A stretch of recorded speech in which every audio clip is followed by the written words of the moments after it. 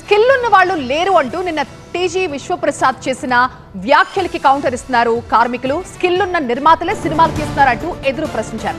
టాలీవుడ్ లో సినీ కార్మికుల సమ్మె కొనసాగుతోంది. 4వ రోజు కూడా షూటింగ్స్ బంద్ అయ్యాయి. 30% వేతనాల పెంపుపై పట్టు వీడట్లేదు కార్మికులు. కృష్ణానగర్ అడ్డా మీద నిరసన తెలుపుతున్నారు. సినిమాపై ప్యాషన్ తో ఎన్నో కష్టాలు పడుతున్నామని ఆవేదన వ్యక్తం చేస్తున్నారు. తమకి 30% పెంచినా తక్కువే అంటున్నారు సినీ కార్మికులు.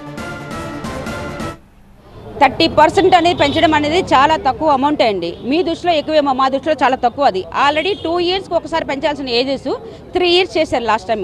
ఇప్పుడు 4 ఇయర్స్ అయింది. 4 ఇయర్స్ అయినప్పుడు మీరు 30 ఎందుకు ఇస్తాం, 10, 15, 20 అంటున్నారు.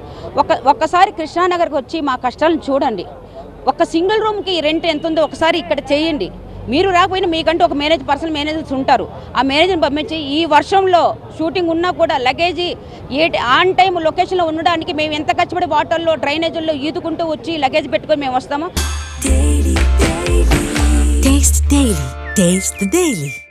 మాకు తెలుసా రావడ ఒక్క నిమిషం 5 నిమిషాలు లేట్ అయితే ఎందుకు లేట్గా వచ్చారని చెప్పి అనే క్వశ్చన్ మీరు వేసినప్పుడు మా పేమెంట్లు పెంచడానికి మీరు ఎందుకు పెంచారు సార్? అది ఇంకోటి సాఫ్ట్వేర్లకు చూసుకుంటున్నాం. మరి ఎక్కడ సార్ సాఫ్ట్వేర్లో కూర్చుంటున్న వాళ్ళకి ఎన్ని గంటలు మీకు ఐడియా ఉందా? 8 hours are 9 hours. Saturday Sunday holidays. Saturday Sunday holidays అయినా వాళ్ళకి ఫుల్ పేమెంట్ అకౌంట్లో శాలరీస్ వస్తాయి. మాకు ఇస్తారా? సాటర్డే సండే నేను షూటింగ్ రాలేదు, నాకు పేమెంట్ ఇస్తారా? మీరు ఇవ్వరు. వాళ్ళు గవర్నమెంట్ హాలిడేస్ ఉన్నాయి, మనకే గవర్నమెంట్ హాలిడేస్ ఉన్నాయి. వాళ్ళు హాలిడేస్లో ఇంట్లో కూర్చొని ఫ్యామిలీతో స్పెండ్ చేస్తారు, మేము స్పెండ్ చేస్తాం. మరి బేటా ఇస్తారా? ఇవ్వరు. అలాంటప్పుడు ఇంత సాఫ్ట్వేర్లకు చూసుకుంటామని మీరు ఎందుకు ఆ మాట అంటున్నారో మాకు తెలియట్లేదు. నరాల్లో ఇండస్ట్రీ మీద ప్రేమ ఉంటే మాత్రమే ఇండస్ట్రీలో ఉండి ఆ పని చేసుకుంటారు. ఆ పని వల్లనే ఇక్కడ బతుకుతారు. అంతేగాని ఏదో సాఫ్ట్వేర్లోనో లేకపోతే అక్కడ ఏదో డాలర్స్ డ్రీమ్ ఒకడు డబ్బులు సంపాదించుకొని వచ్చి అక్కడ పెట్టేసి ఎమ్మడే.